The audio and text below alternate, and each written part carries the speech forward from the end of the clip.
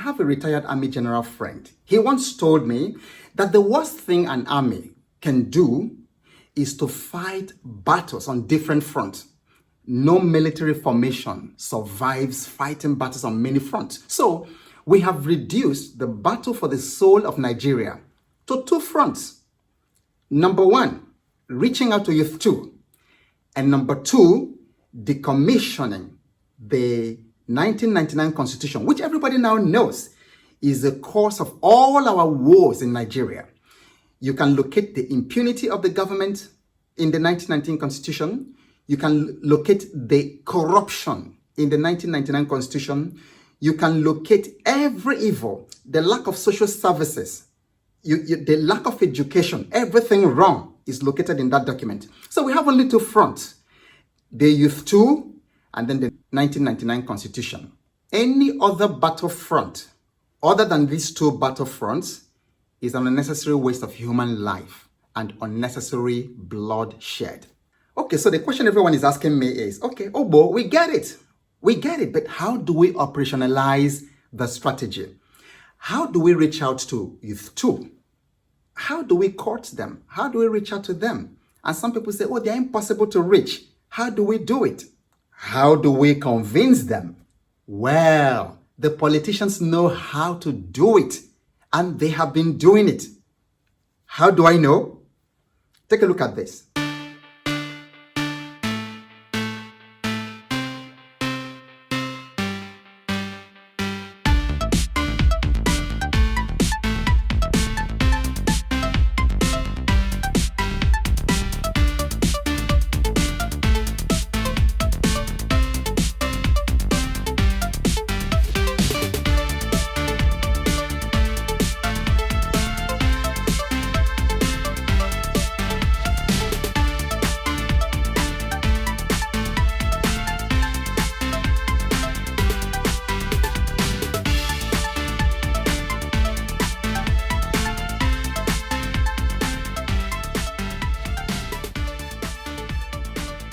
During elections, while you and I are busy tweeting and on LinkedIn, these politicians are out there with the Youth-2, roasting corn with them, roasting akara, kose with them, carrying their babies, empathizing with them. Hey, listen, give it to these guys. They are masters of this game. You know why? Because Youth-2 is the swing vote. They hold the key to progress. Anyone who has them, anyone who wins them to their side wins. QED. Therefore, we cannot afford to ignore Youth-2. It's not possible. We just can't afford to ignore them. For this very reason, there are other voices that go after Youth-2 because they also know the secret. Take a look at this one. Yes, please. Start ambushing soldiers where you are. Set trap for them. Go and dig a ditch on the road. If they are coming, they will fall in there. Their vehicle will somersault and they will die. Start killing them now. If you don't kill them, they will kill you. Tomorrow I will tell you I told you so. If you don't kill them, they are going to kill you. That is the way Nigeria works. If you don't understand, now you understand it. Please go on, tell us where you are, please. And this one. We will close the roads, stop all the vehicles across Yoruba land, and every Igbo national will be dealt with accordingly. What happened at Ore in Ondo State in August 1967 are just highlights of what we're going to do from Monday, 26 October 2020. There is a deliberate divide and conquer strategy against Youth-1 and Youth-2 in Nigeria. One Nigerian politician from a certain region in the country has the only mansion in his village. True story. He only has the road that leads to his mansion, and he is the only one who has electricity. Whenever he goes to the village, there's electricity in his mansion, and every other place is in darkness. So our mutual friend asked this gentleman, guy, it's in your power to get this thing, to get development to your people. Why don't you just do it? Give these people electricity. Make their lives a little better. And you'd better believe what he said. He said to my friend, he said, you don't understand. If I do this for them, they will no longer be subservient to me. And if I do this to them, that these people served my father and they served my grandfather. And if I do this, they will not serve me and they will not serve my children.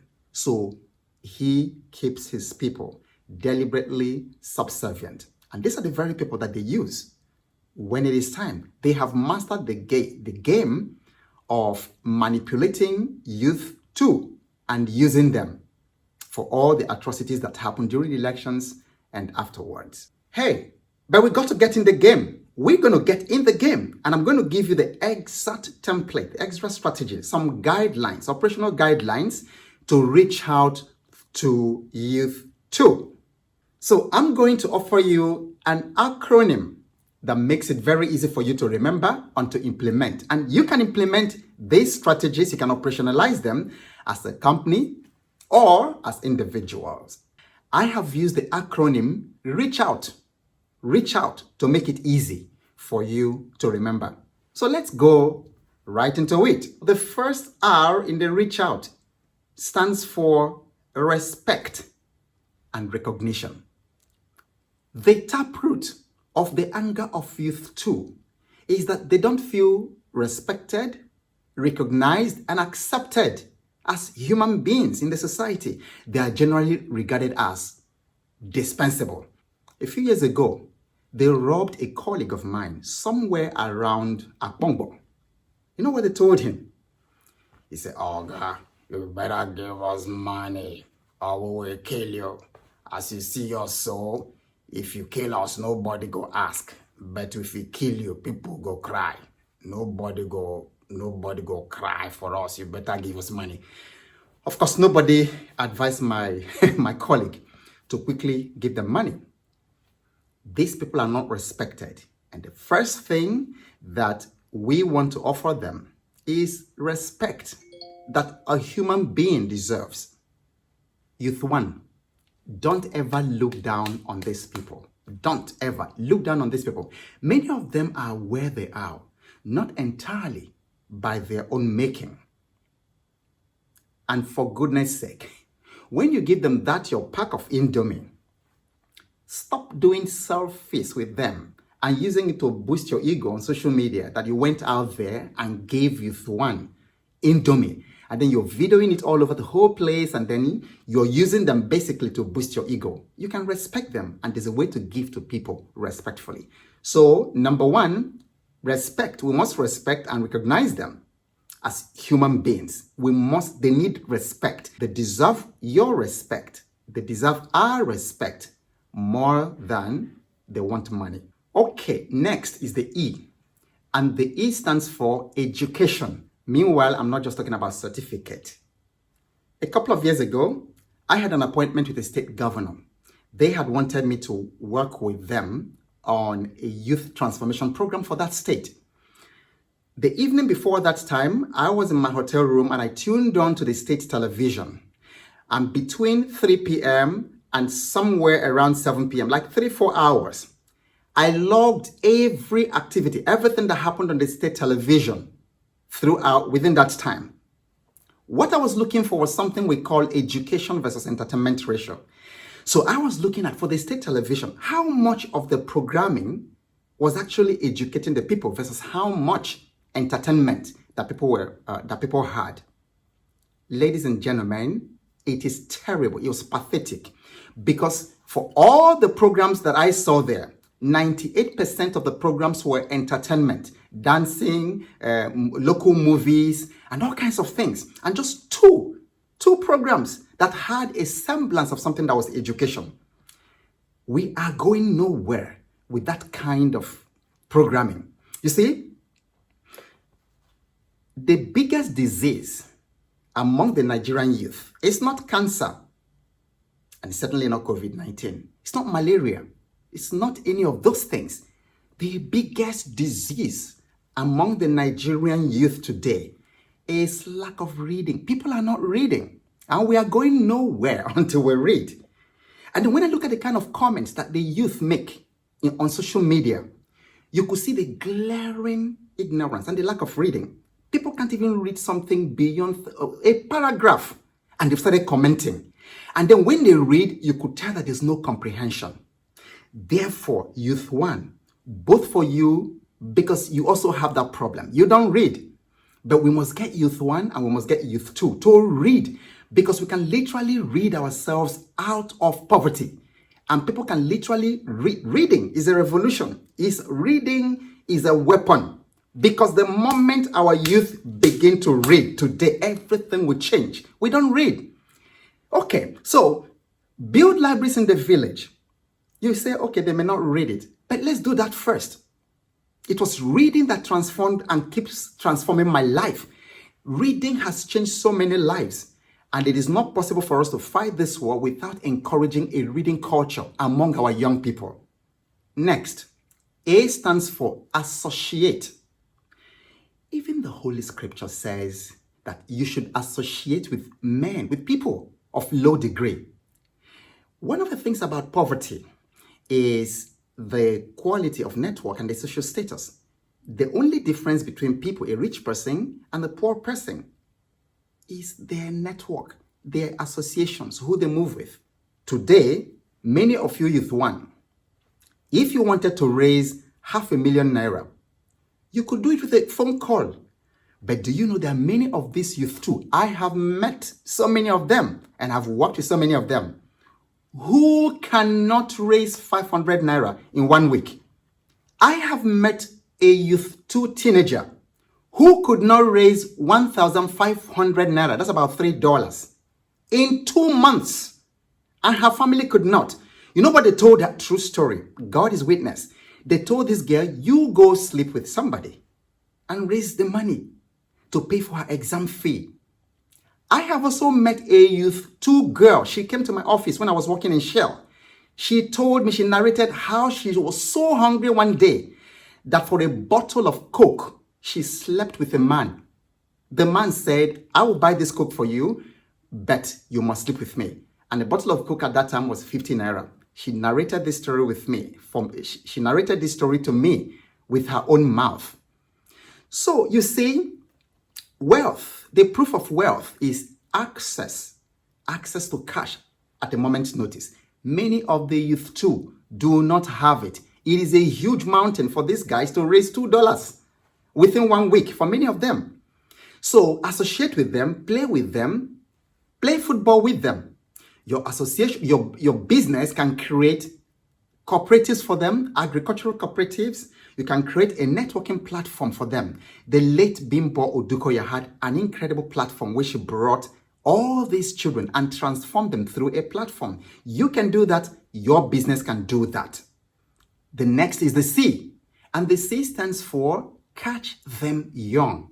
Invest in secondary schools and in primary schools. Did you know today that the most violent cult activities actually happen in secondary schools right now? Not long ago, I got a call about a girl who was going through a cult initiation. Part of that initiation was that she was going to sleep with 7 boys. On the second boy, she died. True story. They called me. Her corpse was still in the mortuary in the secondary school. We need to catch them young. If we can reach them there, we can stop the problem downstream by the time they come out and they have done all the things they did in secondary school. So invest in mentoring them. Your office can do that. Your corporate social responsibility activities can focus on the secondary schools and the primary schools. They are more impressionable at that time before they hit the streets. Next, H stands for hedge. Be a hedge for them. Did you know that the Youth-2 and the poor are generally the ones who feel the weight of the wickedness and of oppression, of the brutality of the police, of the government, more than any other? If the daughter of a politician is sexually harassed, all hell will break loose. CNN will carry it, Al Jazeera will talk about it. But do you know how many Youth-2 girls in your community are sexually violated every day and they have no voice? and they have no one speaking for them. Do you know how many of our young people are languishing in the prison? And their parents don't even know where they are, just because the police pick them on the streets and put them behind bars for nothing, for doing nothing. So hedge them against the weight of oppression. And this is where our lawyers come in. And I really want to thank our young lawyers, our Youth-1 lawyers, who invest their time and their resources to advocate for people who are oppressed. We need to do a lot more about this advocacy for the Youth-1. We need to hedge them. We need to care for them. We need to be a protection against a strong oppressor for them. Next, the H stands for handwork. I call it handwork because that's what it was called in the 1970s. I remember when we were in primary school, we had a curriculum activity called handwork. Everybody, every pupil was required on a weekly basis to do something with their hands.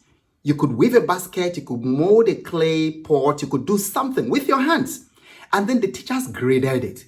I don't know what happened to handwork. It's no longer, I don't know if it's still done in primary schools these days like it was. But what it did then was to instill that consciousness that everybody needs a money-making skill to sustain themselves, because we cannot keep giving Youth-2 handout.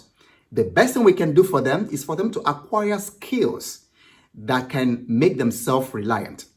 So your office can either create skills acquisition program or sponsor one.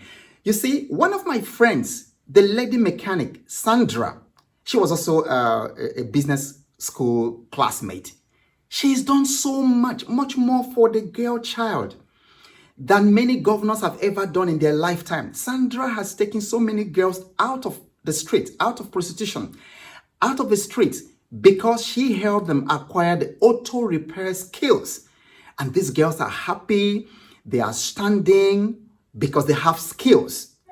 Our young people, our youth too, need skills. And we must engineer the skills acquisition for them if we are to reach them. That's the H. Next is the O. And O stands for opportunities. Create or broadcast opportunities for these young people. Scholarships, job openings, travel opportunities, and all that. Many of these young people are so talented and skilled. They just need a little window of opportunity. And you will see amazing things that they can do. Many of them want to start a business. And do you know what is standing between them and their business? 10,000 naira, 20,000 naira, 50,000 naira. That's less than $100.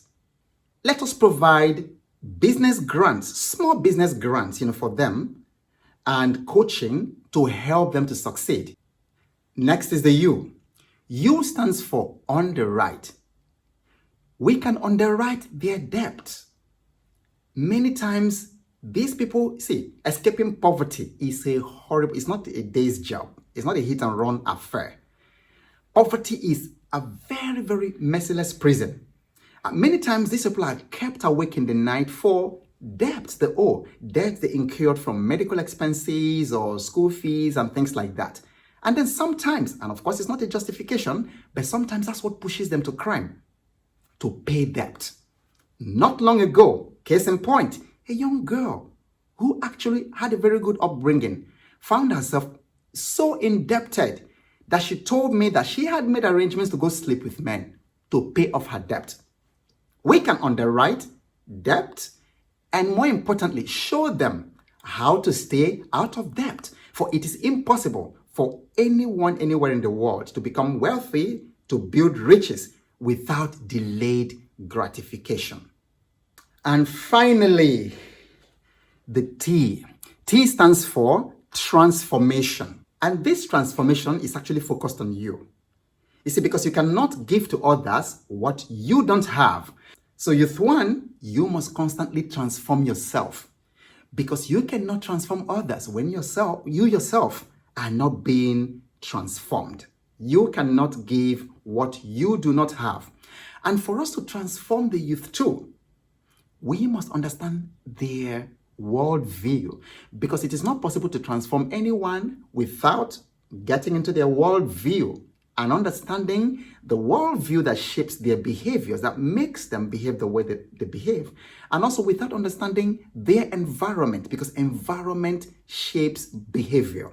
So sometimes what we can do is to transform the environment.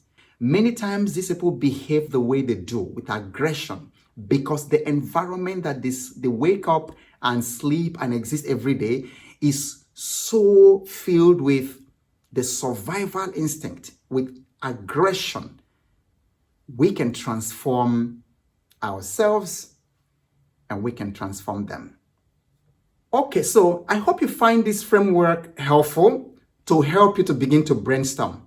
That's the essence of this framework, to brainstorm, to come up with very practical things you can begin to do. You and your team can begin to do, to reach out to Youth-2, because there is no option but to reach out to Youth-2. And when we have convinced ourselves that this is something we must do, the way will always come. And let's be persistent, because this is not a 1 meter trip. This is a journey of 1,000 miles. But we can begin by taking the first step. And whatever happens, keep showing up, because you have no idea what's coming your way next. And I'll talk to you again really soon.